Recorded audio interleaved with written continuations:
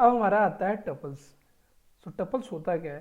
Tuples is an ordered of collection of elements enclose with in small bracket. तो tuples को हम small brackets के अंदर हम स्टोर करते हैं। कोई भी हमारा एलिमेंट्स होता है वो आइदर इंटीजर होता है और करेक्टर्स फॉर्म होता है या लॉजिकल फॉर्म में होता है। तो ये सारे चीज़ें हम टपल्स के अंदर स्टोर करते हैं। तो इसका हम एग्जांपल देखते हैं। जैसे कि हमने लिखा tuple one is equal to, हम स्मॉल ब्रैकेट यूज कर रहे हैं, तो one and comma A and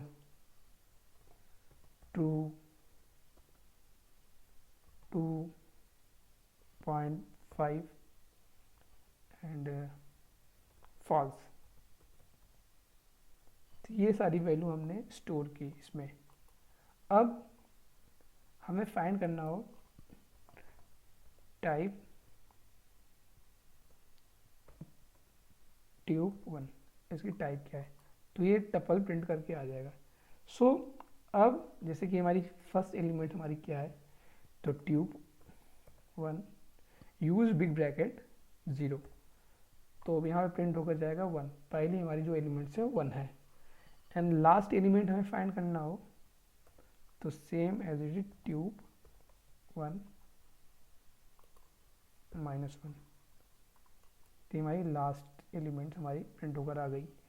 same as it is अगर हमें दो एलिमेंट्स को आपस में मिक्सअप करना हो, ट्यूब 1 यूजिंग बिग ब्रैकेट 2 2 3।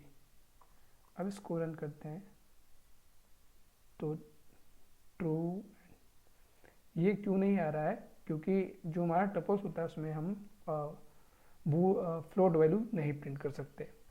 तो यहाँ पे हम चेंज करते हैं 2 कॉमा 1,2 को हम प्रिंट करते हैं। आप चेंज करते हैं 1 और 2 को, तो इस तरीके से ये प्रिंट होकर आएगा। अब यहाँ पे ये भी नहीं आ रही है, तो सिंपल हम क्या कर सकते हैं, ट्यूब 1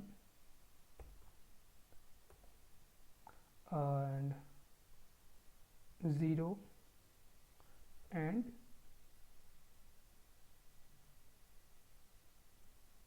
3,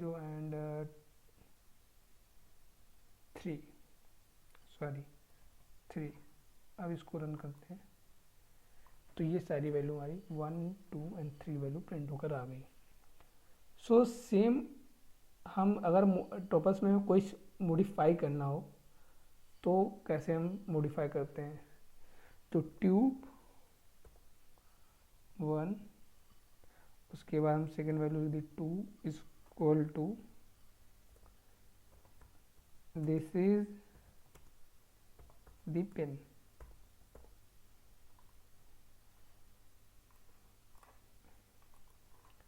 अब उसके बाद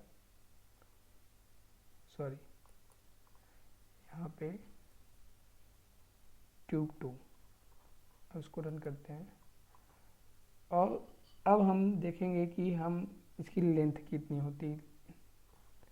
इसमें लेंथ ऑफ ट्यूब 2, इसकी जो लेंथ है 15 है। अब जैसे हमने यहाँ ट्यूब 1 इज इक्वल टू, हमने कुछ वैल्यू लिए 3, 4, 5 and tuple 2 is equal to हमने लिया 5, 6, 8, 9।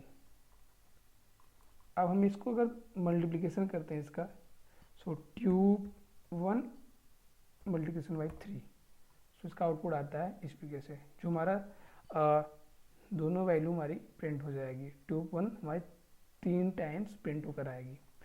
सो tube 1 into into 3 and plus tube 2। अब इसका आंसर क्या आता है, तो इसका आंसर इस प्रकार से आ जाएगा।